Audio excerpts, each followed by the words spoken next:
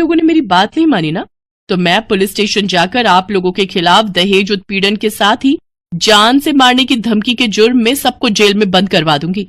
इसलिए जो मैं कहती हूँ वैसा ही करो चुपचाप से। नहीं नहीं बहू, ऐसा कुछ मत करना, तुम जो कहोगी हम वो करेंगे। इसके बाद जूली उन सबको काम पर लगा देती है। नैना जी जरा जल्दी हाथ चलाइए, नहीं तो। नहीं नहीं मेरी प्यारी भाभी, भाभी मैं करती हूँ ना, आप आराम से बैठो सोफे पर, और किसी चीज की जरूरत हो तो कहना। सासू माँ खाना बना या नहीं? अब हमें कल तक का वेट करना होगा क्या? बस बहू रानी तैयार है। थक हार कर ननद सफाई करके वहीं फर्श पर ही लेट जाती है, जिसे देख जूली कहती है, अब यहां क्यों रायते की तरह फैल गई? जाओ उठो और मेरे कपड़े पड़े हैं, उन्हें धोकर आओ। तुम रहने तो ही ना देवरानी जी, कपड़े मैं धो देती हूँ। नहीं कोई जरूरत नहीं, मैंने कहा ना आज आपका छुट्टी का दिन है, आप कुछ नहीं करेंगी।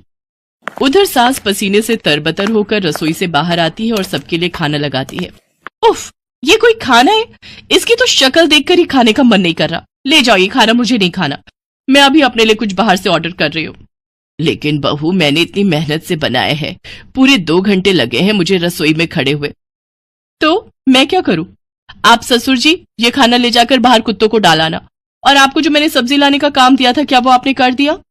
हाँ बहू, मैं बाजार से सब्जियां ले आया हूँ। Very good. अच्छा लिसन, शाम को मैंने घर पर पाजामा पार्टी ऑर्गेनाइज की है, तो अब आप तीनों जाओ और जल्दी से जाकर शाम के खाने की तैयारी करो।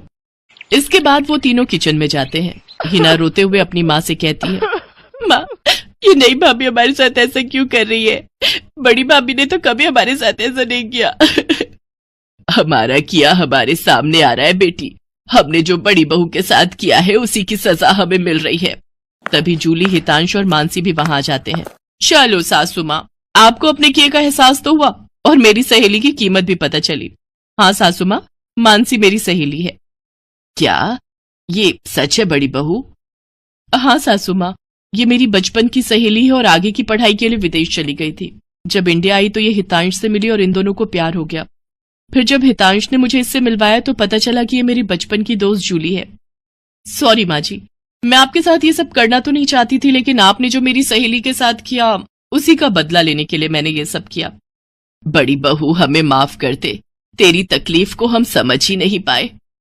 इसके बाद सबने मानसी से माफी मांगी। मानसी ने सबको माफ कर दिया और इस तरह नई बहू का ससुराल में पहले दिन का प्लान पूरा हो गया।